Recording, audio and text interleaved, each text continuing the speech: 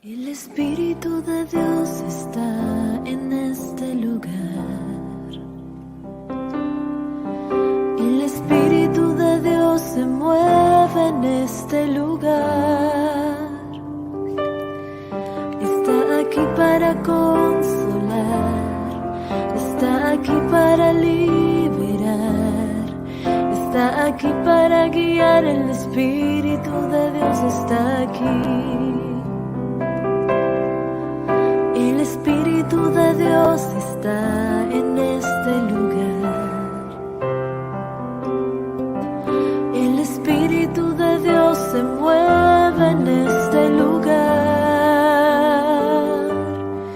Está aquí para consolar, está aquí para liberar, está aquí para guiar. El Espíritu de Dios está aquí.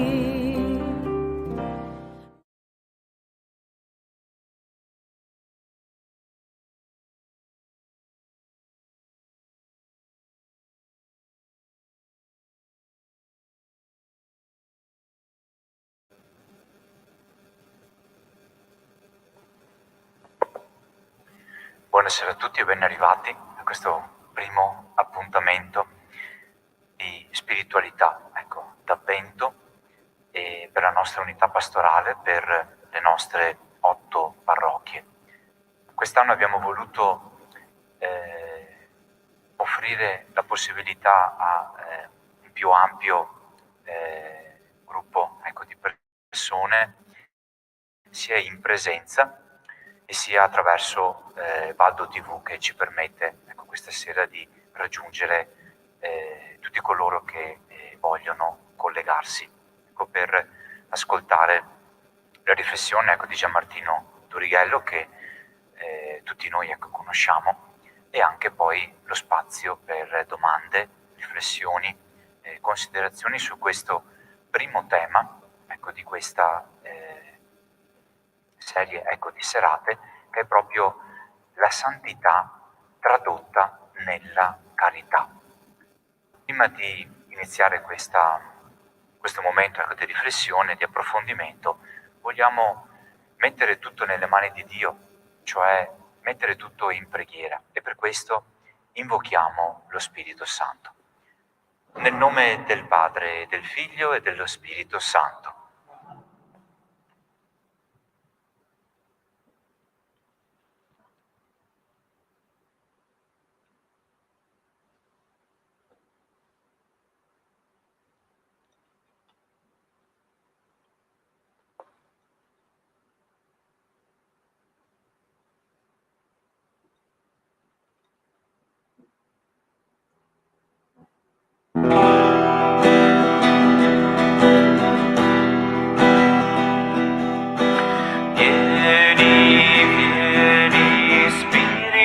D'amore ad insegnar le cose di Dio. Vieni, vieni, Spirito di pace, a suggerir le cose che Lui ha detto a noi. Noi ti invochiamo, Spirito di Cristo, vieni tu dentro di noi, cambia i nostri occhi, fa che noi vediamo la bontà di Dio per noi. Vieni, vieni, Spirito d'amore, ad insegnar le cose di Dio. Vieni, vieni, Spirito di pace, a suggerir le cose che Lui ha detto a noi. Vieni, o Spirito, dai 4 venti e soffia su di una vita. Vieni, o Spirito, e soffia su di noi, perché anche noi riviviamo. vieni, Spirito d'amore, ad insegnar le cose di Dio. Vieni, Spirito di pace, a suggerir le cose che Lui ha detto a noi.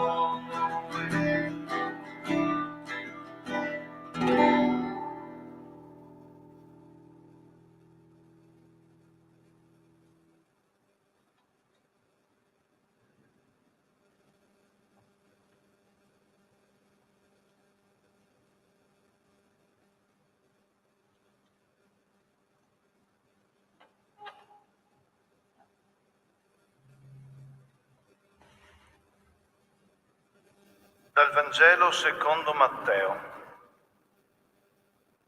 Avete inteso che fu detto: amerai il tuo prossimo e odierai il tuo nemico. Ma io vi dico: amate i vostri nemici e pregate per quelli che vi perseguitano, affinché siate figli del Padre vostro che è nei cieli. Egli fa sorgere il suo sole sui cattivi e sui buoni, e fa piovere sui giusti e sugli ingiusti. Infatti, se amate quelli che vi amano, quale ricompensa ne avete? Non fanno così anche i pubblicani? E se date il saluto soltanto ai vostri fratelli, che cosa fate di straordinario? Non fanno così anche i pagani? Voi dunque siate perfetti, come è perfetto il Padre vostro celeste.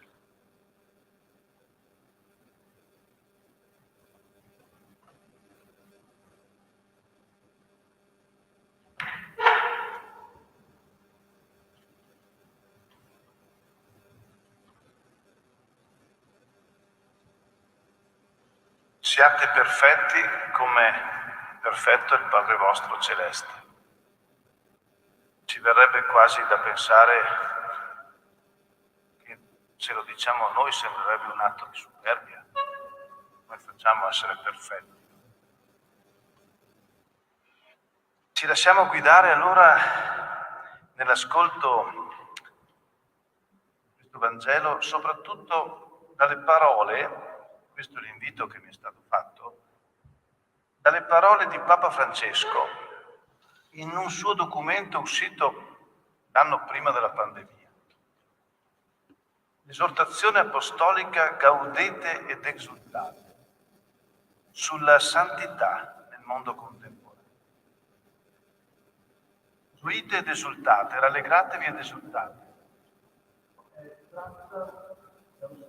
Testo di Vangelo, dallo stesso contesto di Vangelo nel quale è situato il Vangelo che abbiamo letto.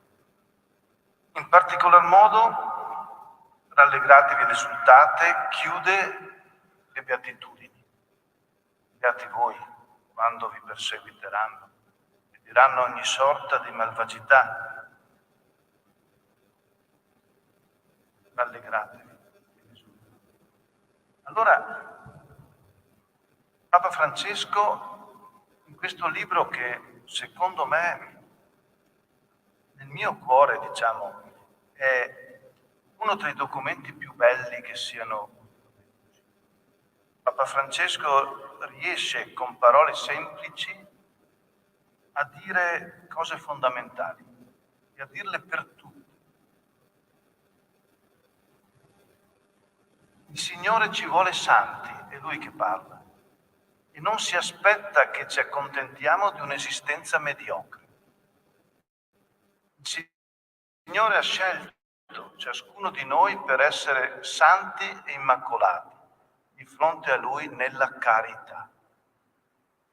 E qui cita San Paolo, lettera agli Efesini, e ci dà anche il motivo per cui non deve spaventarci questa frase siate perfetti, siate santi, perché lo sfondo su cui si gioca questa perfezione, questa santità, è la carità, per essere santi e immacolati di fronte a Lui, nella carità. Il primo aspetto allora che ci viene proposto da Papa Francesco in Gaudete et Exsultate è proprio l'universale chiamata alla santità. Certo, uno solo è santo. Tutte le domeniche lo cantiamo nel Gloria, no? Tu solo sei santo. La nostra santità è partecipazione alla sua santità, per la grazia del battesimo. È l'occasione ora questa veramente di impegnarci a riscoprire la grazia del battesimo. Tu solo sei santo, ma noi chiamati a partecipare di questa santità che appartiene a Dio. E lui stesso che lo dice fin dal libro del Levitico, siate santi perché io sono santo. E lo dice, questo è bello, non lo dice a Mosè o a una persona, lo dice al popolo. Perché Dio non santifica individualmente, ma ci santifica come popolo, un popolo santo. E poi qui devo dire che devo rendere grazie, veramente, ci penso ogni volta sempre di più. Chi mi conosce sa che io sono amante e molto amico di varie confessioni cristiane e anche non cristiane. Però quando si parla di comunione dei santi, io ringrazio il Signore di essere nato cristiano e cattolico. Perché è una ricchezza la fede nella comunione dei santi che è nostra. Purtroppo i fratelli riformati non ce l'hanno. La comunione dei santi.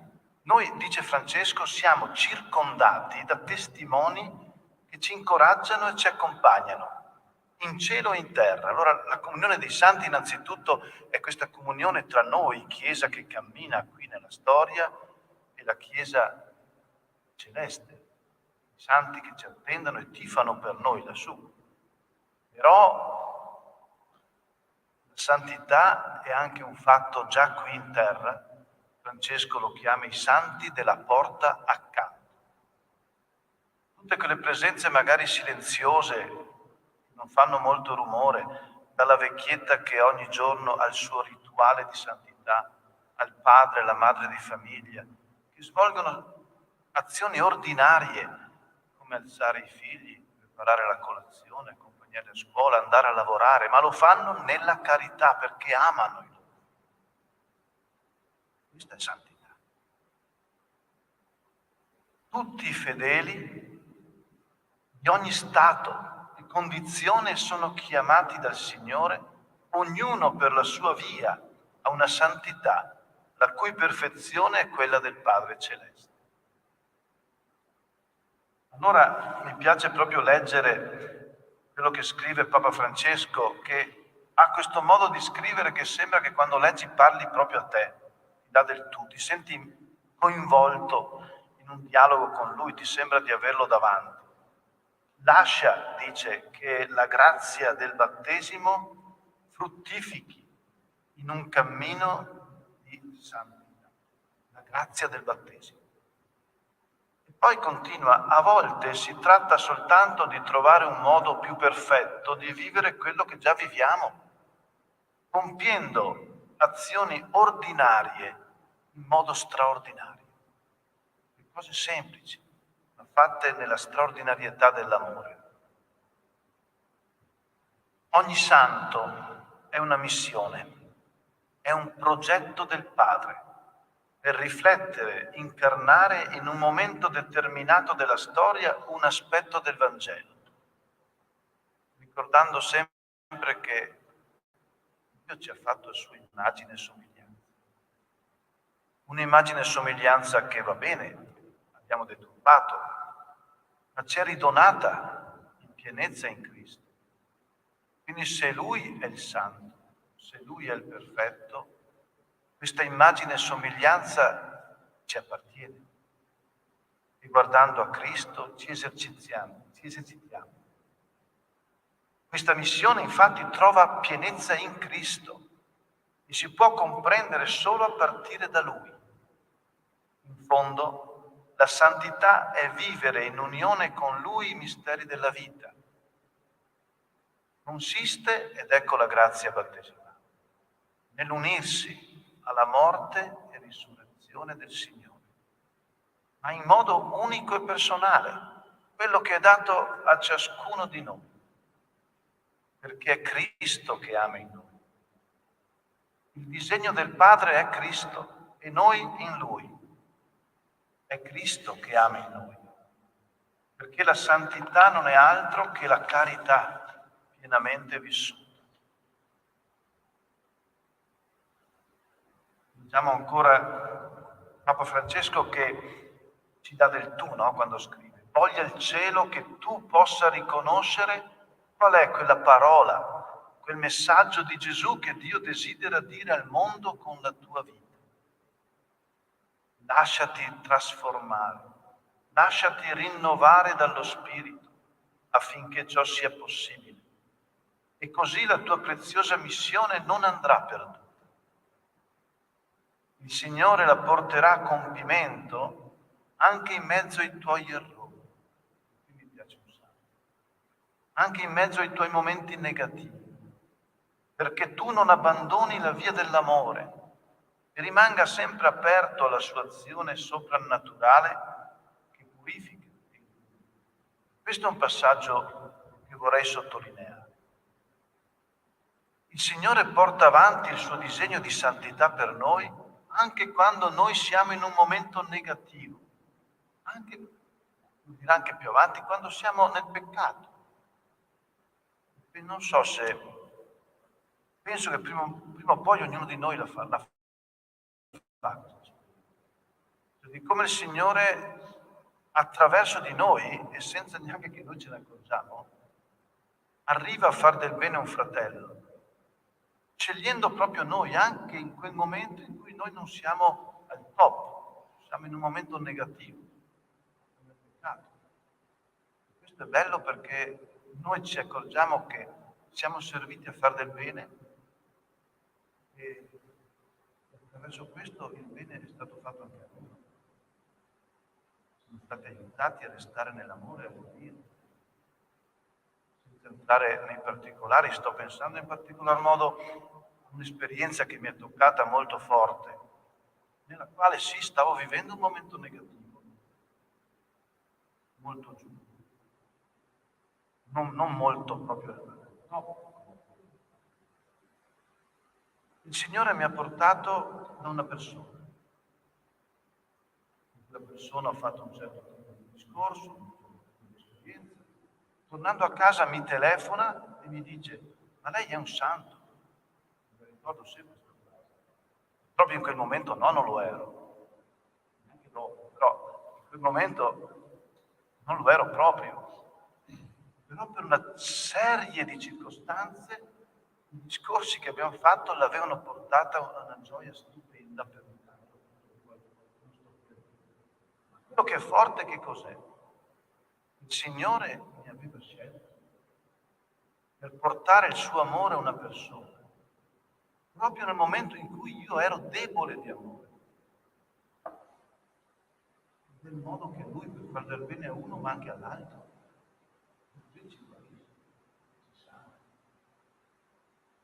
Quindi non abbiamo paura, ci sentiamo non al top, cinici errori, che non scappano da noi.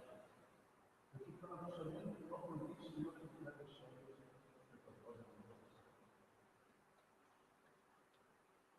E poi la via, no? Una cosa primaria, una contemplazione e azione, che non sono contraddittorie. Vivere la contemplazione anche in mezzo all'azione. Non è santo, dice Francesco, amare il silenzio e dedicare il tempo. Non è santo.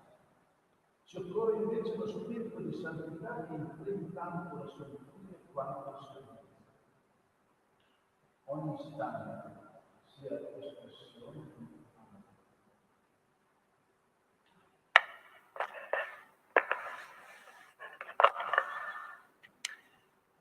Anche qui adesso mi spavento, anche qui se pensiamo ai santi, quelli del calendario stavolta, no? Va bene adesso? Quelli del calendario, troviamo una prova di questo. Pensiamo a un santo famoso per la carità, Teresa di Calcutta. Chi la conosce bene, ho letto qualcosa di lei, non si sa capire se era più il tempo che passava nella carità o quello nella preghiera silenziosa. Il nostro San Girolamo Emiliani passava tante ore in preghiera di notte quante ne faceva di giorno nella carità. I santi della carità sono sempre stati santi contemplativi. E se voi frequentate un monastero di clausura, come a me in questi anni per fortuna e per grazia mi capita spesso di frequentare, sento la gente a volte dice: ma perché ci chiudono dentro in clausura? No, c'è tanto bene da fare fuori. Bene, se noi andiamo in un monastero di vita contemplativa, perché adesso si preferisce appunto chiamarla di vita contemplativa anziché di clausura, è più chiaro, noi ci rendiamo conto di quanta gente arriva lì a chiedere una preghiera, a pregare, a colloquiare, a chiedere un incontro.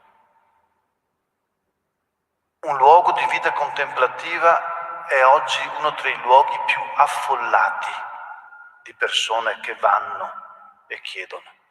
Quindi anche nella nostra ordinarietà, contemplazione e azione non possono stare separate.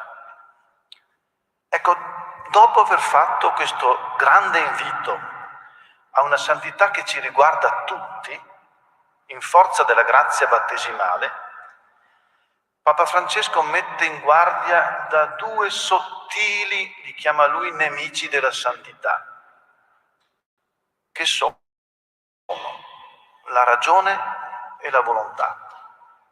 Ben inteso, la ragione e la volontà sono dei doni di Dio, sono delle cose bellissime, non sono in sé loro dei nemici, ma è se noi diamo a uno di questi un ruolo eccessivo e sganciato dal fondamento. Molto spesso noi complichiamo il Vangelo. Ecco, se confidiamo troppo nella nostra intelligenza, perdendoci in elucubrazioni, o se confidiamo troppo nella fede come uno sforzo nostro, della nostra volontà, sganciate dal fondamento che è la carità, allora abbiamo magari anche la sensazione di essere santi, ma siamo lontani dalla santità. E rischiamo di diventare schiavi di uno schema che lascia pochi spiragli perché la grazia agisca, perché la grazia vive nella libertà e nella semplicità. E soprattutto nella carità, che è riassunto della legge, verso Dio e verso il prossimo. In mezzo alla fitta selva, ci dice Francesco, di precetti e prescrizioni, una fitta selva di precetti e prescrizioni, sia, potremmo dire, del mondo in quanto tale, sia anche religiose, Gesù apre sempre una breccia che permette di distinguere due volti, quello del padre e quello del fratello. È il grande comandamento dell'amore, amore verso Dio, amore verso il fratello, che aprono una breccia in mezzo a qualunque tipo di elucubrazione eccessiva. Allora poniamoci alla scuola del Maestro. Due linee guida ci offre Francesco nella sua esortazione. Le beatitudini e il grande comportamento che nasce dal capitolo 25 di Matteo, quello sul giudizio universale. Le beatitudini sono come la carta d'identità del cristiano e ci aiutano ad andare a volte controcorrente rispetto al modo di pensare del giorno d'oggi. Beati, quindi, i poveri in spirito. Un cuore povero, nel quale possa entrare il Signore con la sua costante novità. Se il cuore si fa povero, entra questa liberante novità del Signore. Il Vangelo di Luca toglie in spirito più radicale, dice solo beati voi poveri, perché il Signore stesso si è fatto da ricco, si è fatto povero. E ognuno di noi, nella proporzione che si dà al tipo di vita che abbiamo, se abbiamo una famiglia da sostenere, ognuno di noi però è chiamato a una vita che in sé partecipi a questa povertà di Cristo, nell'austerità, nella conformazione a Lui e nella condivisione. Essere poveri nel cuore, questa è santità. Beati i miti, contro l'orgoglio, la vanità, vedere i limiti e i difetti degli altri con mitezza e con dolcezza. Anche quando dobbiamo difendere le nostre idee o la nostra religione, bisogna farlo con mitezza. Reagire con umile mitezza, questo è santità. Beati coloro che sono nel pianto. Ancora controcorrente, il mondo oggi non vorrebbe piangere. Si tende a ignorare la situazione di dolore e di pianto. La vera consolazione invece non è nascondere il dolore, ma lasciarsi trafiggere dal dolore e condividere la sofferenza altrui e soccorrere l'altro nel dolore, vederlo il dolore e abbracciarlo, saper piangere con gli altri. Questo è santità. Beati quelli che hanno fame e sete di giustizia. Fame e sete esprimono e rispondono a bisogni primari. Allora, applicato alla giustizia, fame e sete vuol dire che la giustizia è un bene primario. E la giustizia sappiamo che nella Bibbia è la carità. Pensiamo ad esempio Isaia, capitolo 1. Cercate la giustizia, dice, soccorrete l'oppresso, rendete giustizia all'orfano, difendete la causa della vedova. Cercare la giustizia come bene primario, con fame e sete. Questo è santità. Beati i misericordiosi, perché troveranno misericordia. E qui ci ricordiamo noi l'anno santo voluto da Papa Francesco, l'anno della misericordia, in cui si diceva che la misericordia è il volto del Padre, quel volto appunto alla cui immagine noi siamo stati creati. Allora ecco che la misericordia è il volto del Padre. Riprodurre nella nostra vita un riflesso della perfezione di Dio. Eravamo partiti col dire che siate perfetti, ma cosa vuol dire? Siate santi, siate perfetti, ed ecco ora che ci viene a dire cos'è questa perfezione, cos'è questa santità. Ci aiuta Luca nel suo Vangelo. Nel passaggio parallelo Luca non dice siate perfetti come perfetto è il Padre vostro, ma dice siate misericordiosi, come misericordioso è il Padre vostro. Guardare e agire con misericordia, questo è santità. Beati i puri di cuore, un cuore semplice, purificato. Pensiamo che nel cuore hanno origine i desideri, le intenzioni. Quando intendiamo dedicarci a un fratello, questa dedizione nasce dal cuore. E quando un cuore ama Dio e ama il prossimo, allora questo cuore è puro e può vedere Dio. mantenere il cuore pulito da tutto ciò che sporca l'amore. Questo è santità. Beati gli operatori di pace. Ecco, controcorrente, in un mondo spesso animato dalle dicerie, seminare pace intorno a noi. Questo è santità. Beati i perseguitati per la giustizia, perché di essi è il regno dei cieli. In una nostra società spesso alienata, intrappolata in una trama politica, mediatica, economica, culturale e persino religiosa che ostacola l'autentico sviluppo umano e sociale, vivere le beatitudini diventa difficile e può essere addirittura una cosa malvista, sospetta, ridicolizzata. Persecuzioni, calunnie, falsità. Pensiamo allo stesso Papa Francesco, quanto è attaccato. Non so se vi è mai capitato di vedere per telefonino o in internet gli attacchi che riceve Papa Francesco. Ma sapete il drammatico? Questi attacchi sono soprattutto all'interno della Chiesa, sacerdoti, cardinali, che parlano di Francesco come di un papa del diavolo. Perché? Perché parla di misericordia, perché parla agli umili, ai semplici, lo faceva anche Gesù. Forse è questo che dà fastidio. Accettare ogni giorno la via del Vangelo, nonostante ci procuri problemi. E si sta avverando quello che Gesù diceva: beati voi quando a causa mia vi maltratteranno, rallegratevi e gioite. La seconda linea guida che ci propone Francesco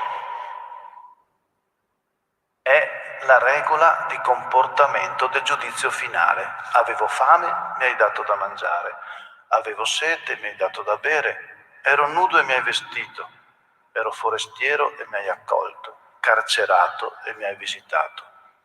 Non vi nascondo che tutte le volte, anche recentemente, che mi incontro questo Vangelo, sento dei colpi qua, perché mi chiedo davvero, ma quando è che sono andato a visitare un carcerato io? O altre cose. Eppure eccolo qui, la misericordia come cuore pulsante del Vangelo. Lo rivediamo ancora, siamo creati a immagine di Dio, cioè siamo creati secondo un volto che è la misericordia. E siamo invitati quindi a coltivare questa immagine che è misericordia e nello stesso tempo vedere nel fratello l'immagine del volto di Dio. Il modo migliore per discernere se il nostro cammino di preghiera è autentico sarà osservare in che misura la nostra vita si va trasformando alla luce della misericordia. Nonostante i nostri peccati, insiste su questo argomento, nonostante i nostri peccati, nonostante le nostre miserie e i nostri difetti, Lui dipende da noi per amare il mondo. Veramente chi ha fatto questa esperienza, come vi dicevo prima, si accorge di quanto è vero. Nonostante i nostri peccati, Lui dipende da noi, anzi sceglie noi proprio per amare il mondo. Dopo queste due linee guida, Francesco ci delinea alcune, 5 per la precisione, caratteristiche della santità nel mondo attuale. Di fronte ai rischi e ai limiti della cultura d'oggi, individuati nell'essere un mondo che corre, un mondo accelerato, con un'ansietà spesso nervosa e violenta, è una buona dose di individualismo quel portare pace, pazienza e costanza nel bene, quel vincere il male col bene, come diceva San Paolo ai Romani. La prima caratteristica è appunto la sopportazione, la pazienza e la mitezza. Se Dio è con noi, dice ancora San Paolo, chi sarà contro di noi? Umiltà. L'umiltà può radicarsi nel cuore solo attraverso le umiliazioni. E no, uno dice umiltà sì, ma umiliazione no. È umanamente comprensibile, no? Ma Papa Francesco ci dice, sai una cosa, la santità che Dio ci dona viene attraverso che cosa? Attraverso l'umiliazione del suo figlio. La santità che Dio ci dona viene attraverso l'umiliazione del suo figlio. Questa è la via. E allora l'umiliazione ti porta a somigliare a Gesù. E ci dà una preghiera che è questa: Signore, quando vengono le umiliazioni, e tutti noi ne avremo avute prima o poi o capiteranno, Signore, quando vengono le umiliazioni, aiutami a sentire che mi trovo dietro a te, sulla tua strada. Un cuore pacificato da Cristo, libero da quell'aggressività che scaturisce da un io troppo grande.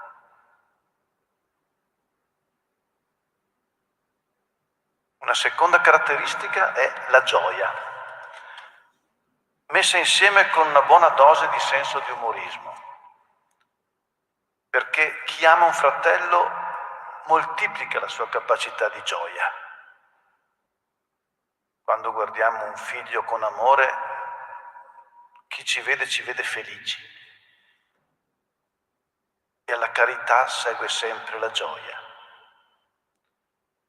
Papa Francesco cita a riguardo due bellissimi passi, il primo del Coelet, che dice: Dio ha creato gli uomini retti, ma essi vanno in cerca di infinite preoccupazioni. Cioè, guarda te che roba, Dio li ha creati bene, e loro vanno in cerca di preoccupazioni. Ma sta tranquillo una santa, no? E poi cita Siracide: figli, trattatevi bene, non privatevi di un giorno felice. Il Signore ci vuole felici, tranquilli. La terza caratteristica è l'audacia, l'entusiasmo. Diceva Paolo VI, il mondo non riceva il Vangelo da evangelisti tristi e scoraggiati. Non si può annunciare il Vangelo con tristezza.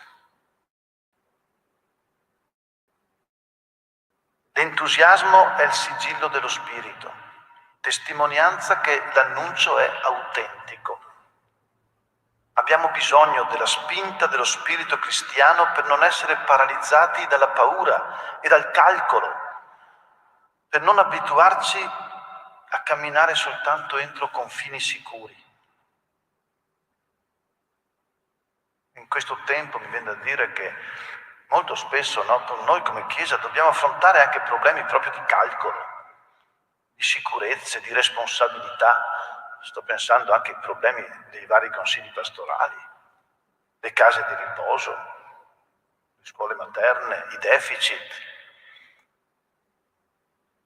Prima ancora che il calcolo ci dovrebbe essere quello spirito che ha fatto nascere queste opere, che sono opere di carità. Fidarsi dello spirito. In ogni situazione lasciamo che lo Spirito Santo ci faccia contemplare la storia nella prospettiva di Gesù risorto. In tal modo la Chiesa, invece di stancarsi, potrà andare avanti accogliendo le sorprese del Signore. Mai una Chiesa stanca, mai una Chiesa triste. Quarta caratteristica, la comunità e l'attenzione alle piccole cose. La comunità, diceva Giovanni Paolo II, è lo spazio in cui si può sperimentare la presenza del risorto. E la comunità, dice Francesco, è il luogo dove noi ci esercitiamo a fare attenzione alle piccole cose, quelle che lui chiama i piccoli particolari dell'amore. I piccoli particolari dell'amore. Perché uno sta attento all'altro. con tenerezza, cogliendo anche le piccole cose invisibili. E poi ci dà Francesco quelle 3 parole che a lui sono molto chiare, no? Molto care. Permesso, grazie, scusa. Riprendere e riportare al mondo contemporaneo queste parole un po' in disuso. Permesso, grazie, scusa. Contro l'individualismo, un cammino di comunità. Il nostro cammino di santificazione non può cessare di identificarci con un grande desiderio di Gesù. Qual era il grande desiderio di Gesù? Padre, che tutti siano una sola cosa, come tu sei in me e io in te. Quinta caratteristica, la preghiera costante. Ha 2 livelli. Uno, che tutta la vita è una preghiera. Cioè non prego solo quando prego, no? C'era un detto dei monaci del deserto che dice: se un monaco prega solo quando prega, non prega per niente. Quindi tutta la vita è una preghiera. Il lavoro è una preghiera. Il preparare la colazione per i figli, abbiamo detto prima, è una preghiera. Ecco, la preghiera in questo senso, ma anche trovare dei momenti particolari dedicati solo a Dio, in solitudine con Lui, in intimo rapporto, a tu per tu. Ricordiamo che la contemplazione del volto di Gesù morto e risorto è quella che riconcilia la nostra umanità, anche quella frammentata per le fatiche della vita o segnata dal peccato. Francesco allora ci dice: mi permetto di chiederti, ci sono momenti in cui ti poni alla sua presenza in silenzio? Rimani con Lui senza fretta e ti lasci guardare da Lui, lasciarsi guardare da Lui. Lasci che il suo fuoco infiammi il tuo cuore, entra nelle sue piaghe, perché lì ha sede la misericordia divina.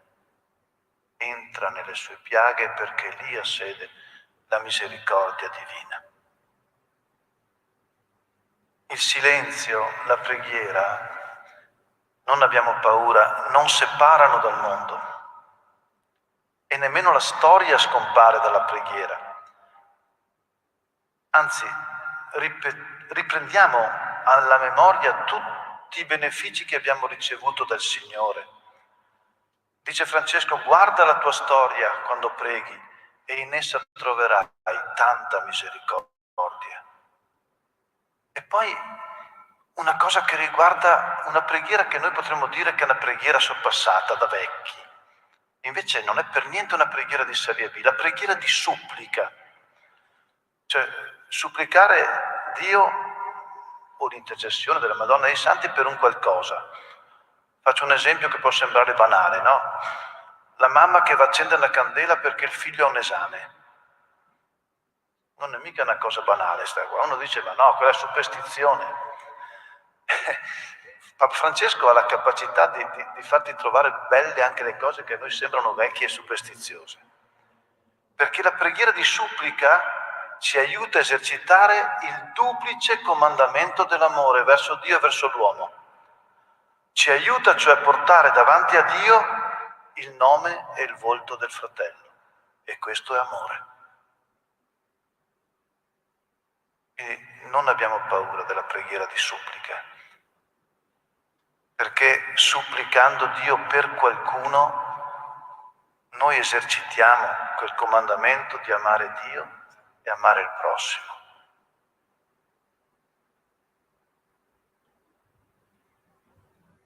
Infine, la vita come combattimento, vigilanza, è bisognosa di continuo discernimento.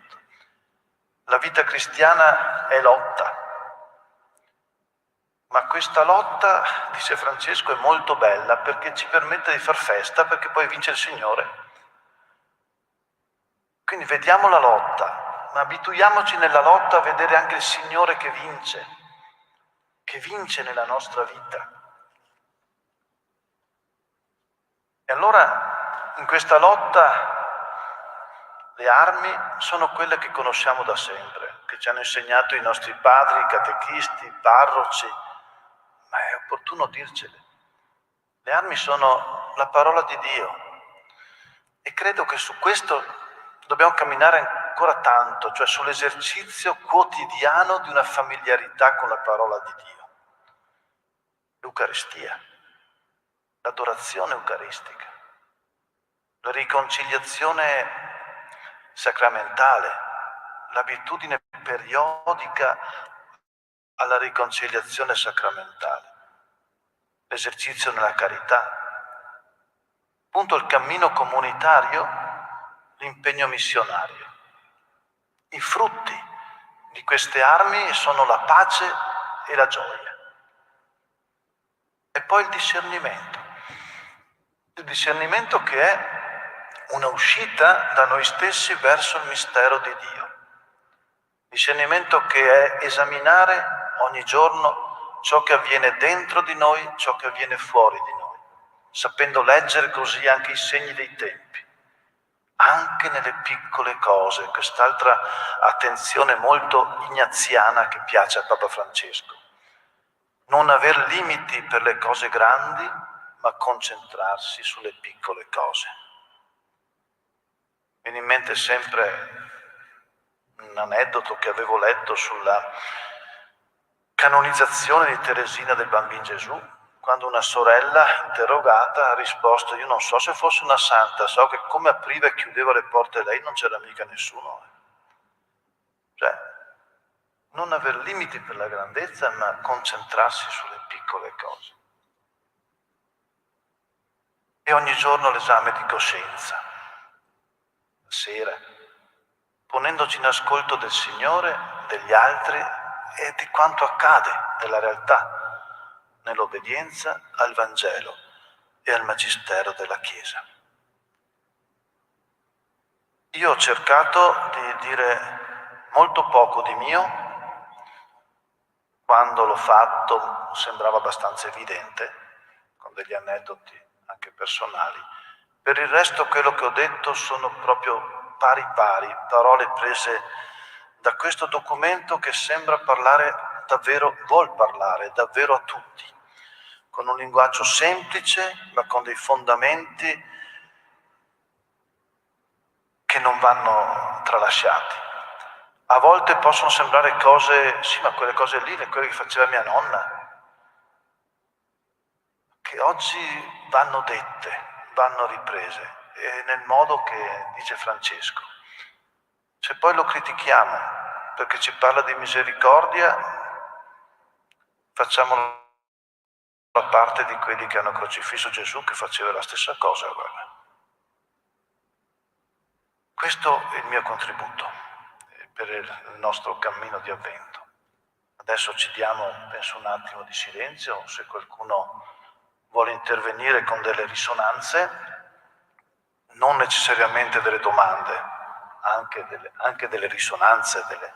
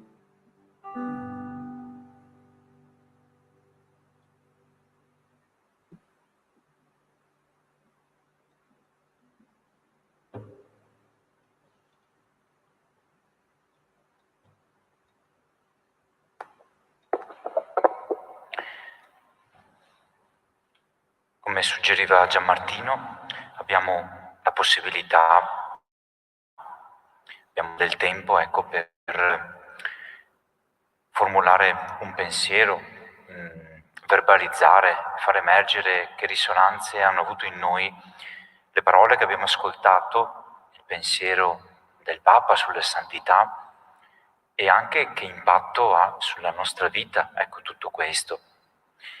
Il confronto con l'idea di santità che per esempio noi avevamo e come è cambiata sentendo queste parole, confrontandoci con il magistero, ecco, del Papa.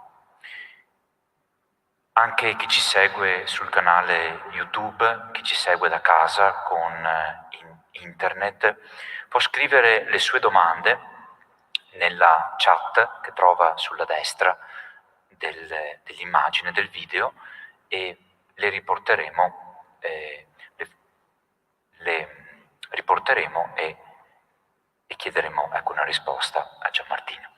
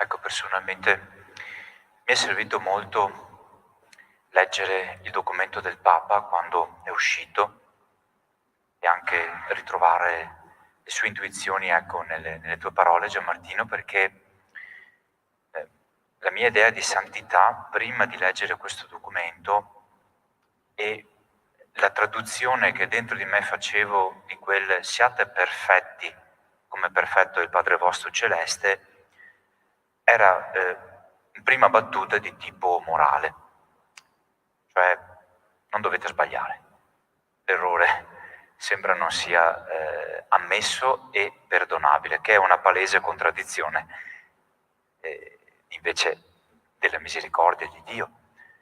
Per cui, ecco, quella perfezione la rivediamo appunto nei santi, quella capacità che aveva anche, che so, San Filippo Neri, che incontreremo mercoledì prossimo, di ridere di se stesso.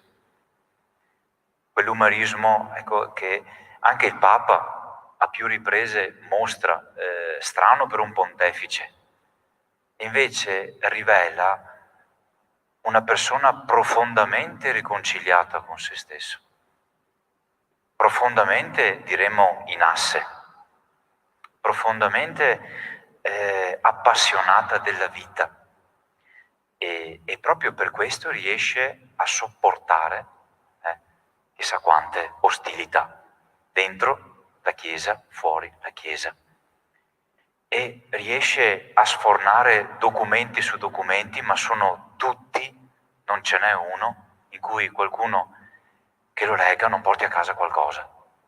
Sono tutti veramente distillati di esperienza, non tanto di concetti. La seconda considerazione veniva, ecco, sulle cose piccole, no? Tu citavi il genitore, la mamma o il papà che va a portare il cero per l'esame, ecco, del figlio. Viene in mente, ecco, le immagini che stiamo vedendo anche nei telegiornali per la reazione a livello mondiale nei riguardi, ecco, della morte del campione Maradona, no? A Napoli, in Argentina. E molte interviste a persone parlavano di fede in quest'uomo. È morto.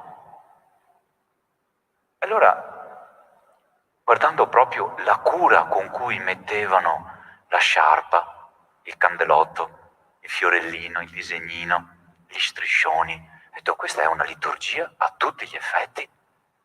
È azione del popolo, e che popolo? E io dico, ma caspita, rapportandolo alla nostra liturgia, che è sacra questa sì, io ho detto, come mai questa gente? Cioè, da dove viene fuori questa forza interiore, questa passione, per preparare in pochi minuti tutto quello che hanno preparato attorno a uno stadio, quindi non una piazzetta, attorno a uno stadio? Cosa che forza, che passione per le gesta di questo uomo, per quello che ha significato anche per la città di Napoli, una rinascita, e per l'Argentina lo stesso. E tutto questo per un morto. Noi, che crediamo in Gesù che è risorto, dovremo essere in grado di sprigionare nelle nostre liturgie un qualcosa che è difficile da trattenere, molto difficile. Allora, mi viene in mente proprio questo sabato, questa domenica, la prima di Avvento, dove inizieremo a utilizzare il nuovo messale, o meglio, la nuova traduzione italiana del messale. Viene in mente, veramente abbiamo tanto lavoro da fare, come riscoperta di un'energia, di una forza, di una santità che abbiamo dentro e che la liturgia chiede, ci implora quasi di far emergere. E questo ce lo chiedono le nuove generazioni, che probabilmente non trovano differenza fra un funerale e un matrimonio, a livello di energia, a livello di passione, a livello di espressione, utilizzando tutti i 5 sensi, non solo il verbale. Allora, ecco, questo documento per me ha rappresentato un cambiamento, ecco, nel capire cos'è la santità e non rifugiarmi dietro i santi sono i perfetti, i santi sono quelli con l'aureola, ma i santi sono anche i nostri operatori sanitari in questo momento, che veramente sopportano fino a dare la vita, veramente non chiedono niente. E come compito per casa io mi sento, per me, intanto di rileggermi, non tutto perché c'è anche tante altre cose da leggere, ma qualche perla, qualche frase che resta dentro e ripetermela, perché sento che queste parole, che evidentemente vengono non dai libri ma da un'esperienza, sono proprio consegnate a me, a noi, alla Chiesa universale, perché questo è magistero autentico di un Papa. Non è una cosa a cui noi possiamo dire, vabbè, insomma, sarà la sua opinione. Ecco, non sono le frasi, non sono le risposte che lui dice in aereo quando torna da un viaggio. È magistero autentico, quindi sono proprio da mettere dentro il nostro cuore, ecco.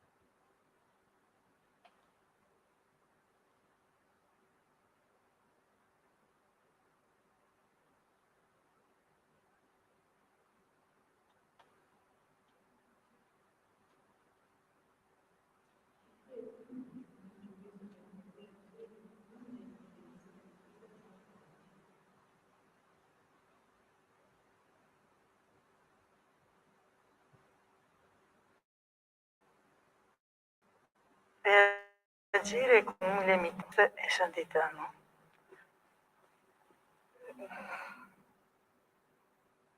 Quando ti fare tutti i colori, come si fa dopo? Reagire con umile mitezza. Quando che ti subisce di tutti i colori. In casa magari anche. Spiegami meglio.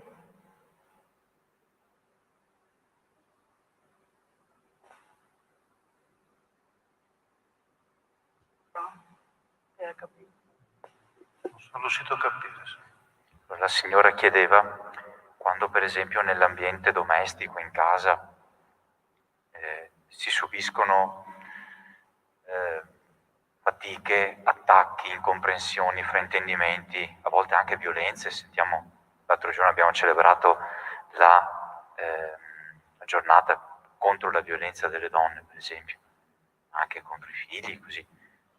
Come mettere in pratica un consiglio che punta talmente in alto come questo, cioè sopportare con mitezza. Non so se...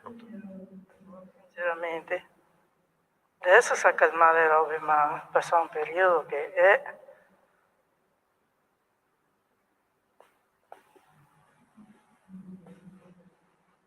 E provami, non so gli altri.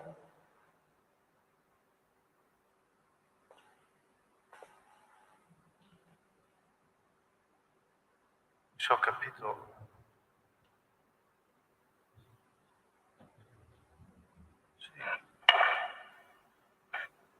Sì, non so se posso, no, rispondere a una... Questa è chiaramente una... Se ho capito bene, perché ho perso molte parole. Mi sembra di aver capito che è un'esternazione di mettere sul piatto quella che è la difficoltà oggettiva che ci può essere. Io non mi sento sinceramente, vorrei dire, proprio all'altezza, alla perfezione di saper rispondere. La cosa che mi viene in mente è, sempre prendendo da quello che suggerisce il Papa Francesco, è quello di metterci davanti al volto di colui che ha patito cose simili, di lasciarci guardare da lui e trovare in quello sguardo la forza. Può darsi che non troviamo neanche il senso qualche volta, ma la forza sì, perché non esiste, guardando Gesù, ma il Gesù appunto che ha patito, che è morto e che è risorto, perché ricordiamo che la grazia battesimale è immersione in questo Gesù.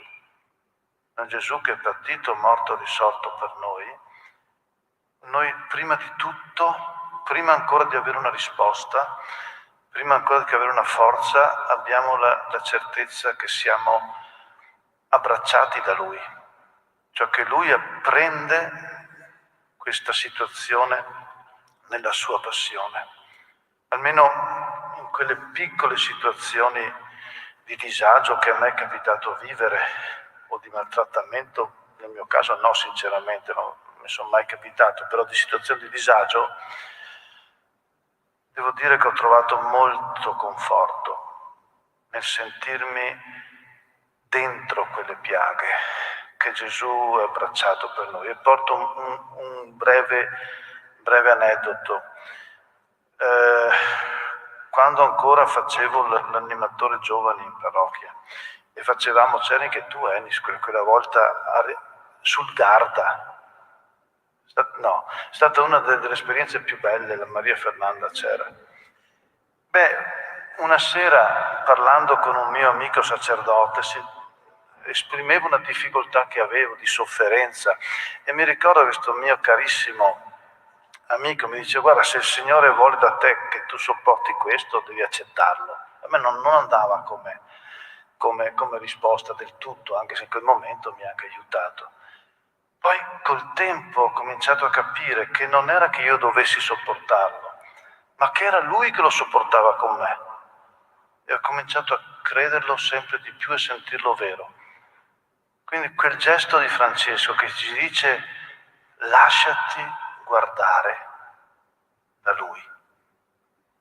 io penso che potrebbe esserci questo di aiuto, trovare dei momenti in cui non diciamo neanche niente, ma ci mettiamo davanti a Gesù crocifisso e risorto.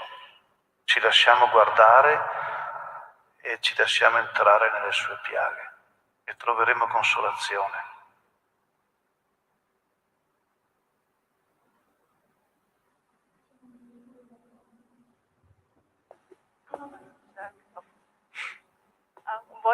Mi piacerebbe condividere una gioia che ho provato domenica scorsa, perché io e Gian Antonio spesso andiamo a trovare una signora lì in paese e io poco tempo fa gli chiedo a questa signora, desidera la comunione?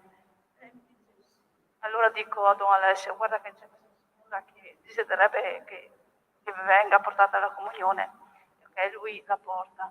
Però io nello stesso tempo mi sento di chiederle anche se aveva il piacere del foglietto domenicale. E da un periodo a questa parte, tutte le domeniche, gli porto questo foglietto domenicale, glielo metto nella buchetta. E lei domenica scorsa mi telefona per un'altra cosa che doveva chiedere a Gian Antonio e mi fa: a te sembra una cosa da poco portarmi il foglietto domenicale. Io ho detto, beh, ma io non ho fatto una grande cosa. E no, ho detto, per me è una grande cosa. E qui io ho provato un'immensa gioia perché per me era una cosa da poco, invece per lei è una cosa da tanto ricevere questo foglietto domenicale tutte le settimane.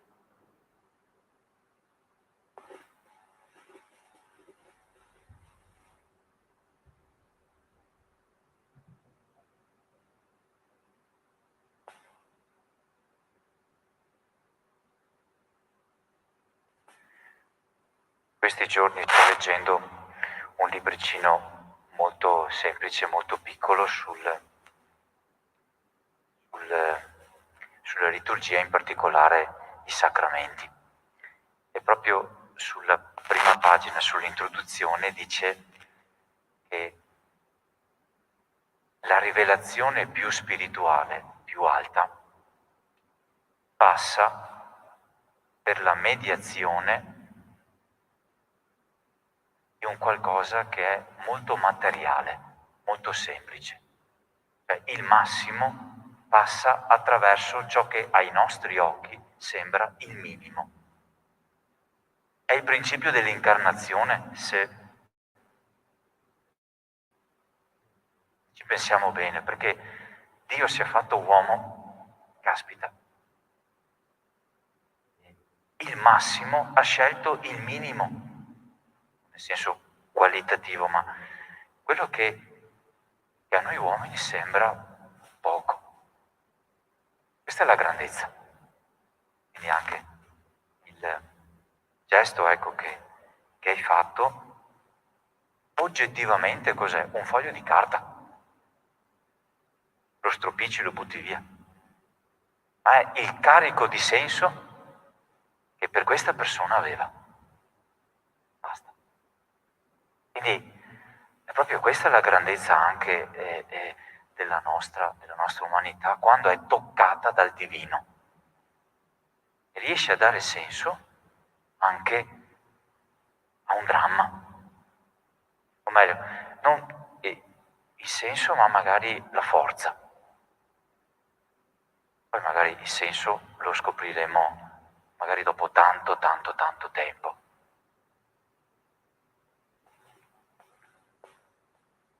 Qualcun altro ha un pensiero, una considerazione, anche dei dubbi,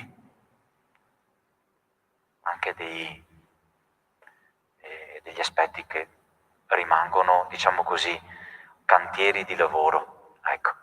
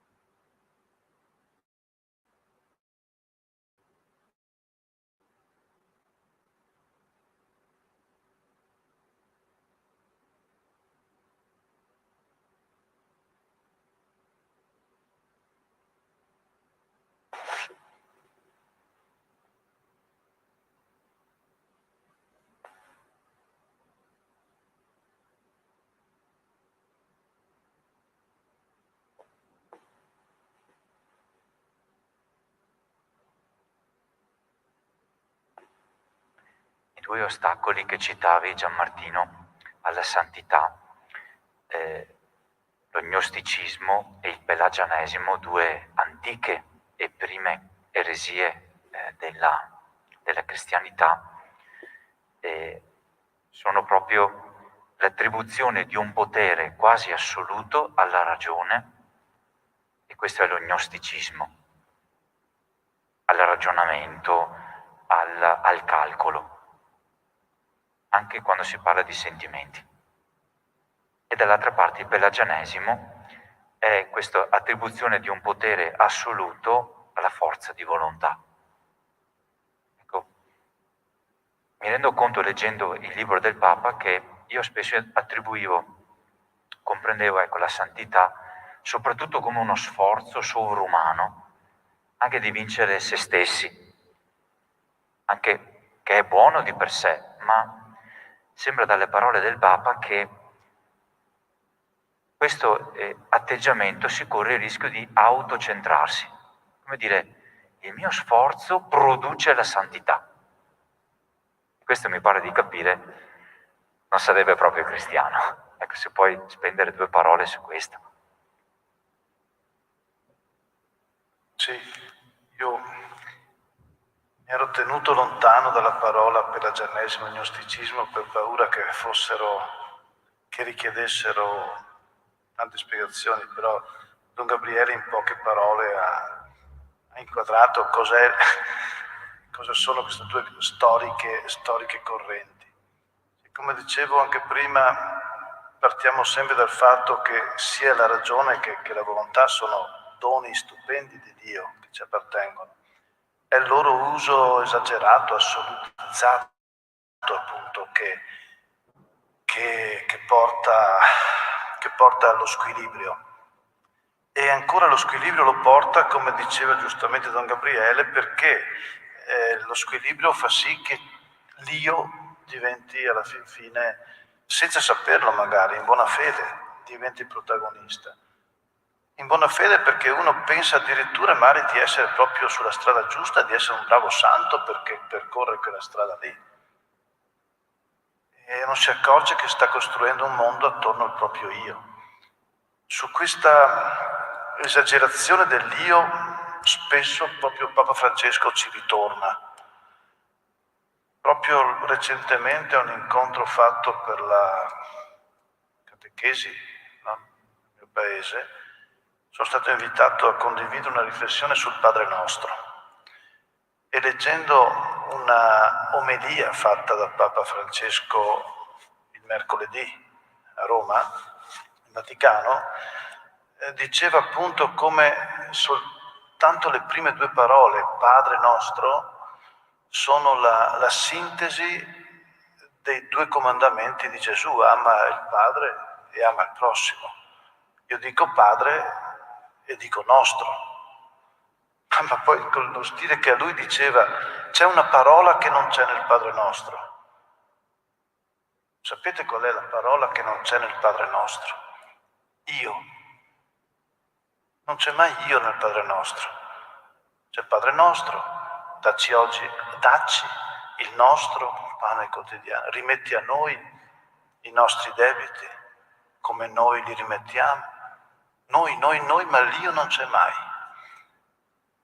E penso che questa dimensione comunitaria e questa dimensione dell'amore verso Dio e verso il prossimo è quella che dà equilibrio e il giusto luogo alla ragione e alla volontà, che ci devono essere, sono parte di noi. Poi Gian Antonio lo sa, per l'amore che ho io per la lingua ebraica, ho scoperto anche un'altra cosa, che è ancora più bello se ci pensiamo. Quando noi diciamo Padre Nostro, pensate che in ebraico non sono due parole, è una sola, Avinu. Cioè tu pensa che bello, Gesù quando diceva Avinu, in una parola sola diceva il duplice comandamento, amore verso Dio e verso il prossimo.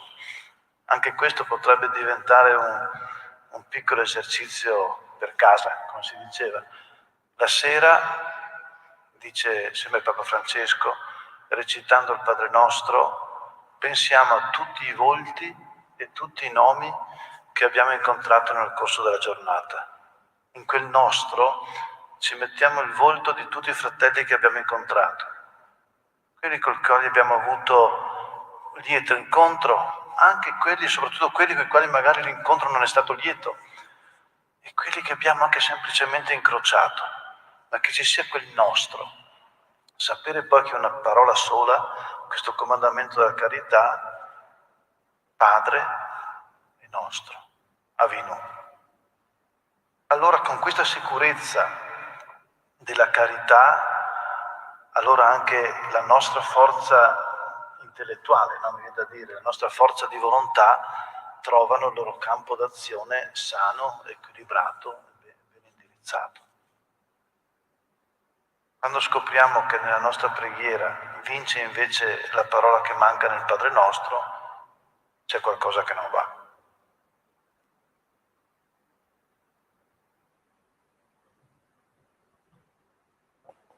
Ecco, siamo verso la conclusione, così possiamo tornare in tempo per il coprifuoco, ecco, per chi magari è venuto da un po' lontano. E possiamo proprio concludere con la preghiera dei figli, dei fratelli, proprio la preghiera sintesi, ecco, dell'intero Vangelo. Ci alziamo in piedi. Padre nostro che sei nei cieli, sia santificato il tuo nome, venga il tuo regno, sia fatta la tua volontà, come in cielo e così in terra. Dacci oggi il nostro pane quotidiano e rimetti a noi i nostri debiti, come noi li rimettiamo ai nostri debitori, e non ci indurre in tentazione, ma liberaci dal male. Il Signore ci concede una notte serena e un riposo tranquillo. Amen. Grazie a tutti, grazie a Gianmartino. Ci rivediamo qui in chiesa a Segusino o attraverso il canale YouTube di Valdo TV. Giovedì prossimo incontreremo la figura di San Filippo Neri. Grazie e buonanotte. E per chi vuole, domenica, ecco, c'è un altro incontro che coinvolge la nostra unità pastorale. Verrà il vicario episcopale per la pastorale Don Leopoldo Voltan.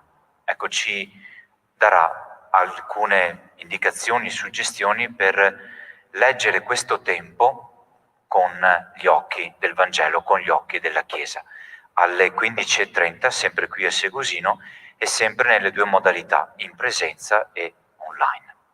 Grazie, buonanotte. El Espíritu de Dios está en este lugar.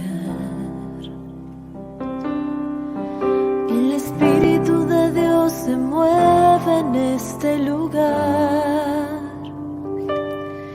Está aquí para consolar, está aquí para liberar, está aquí para guiar. El Espíritu de Dios está aquí. El Espíritu de Dios está en este lugar. El Espíritu de Dios se mueve en este lugar. Está aquí para consolar, está aquí para liberar, está aquí para guiar. El Espíritu de Dios está aquí.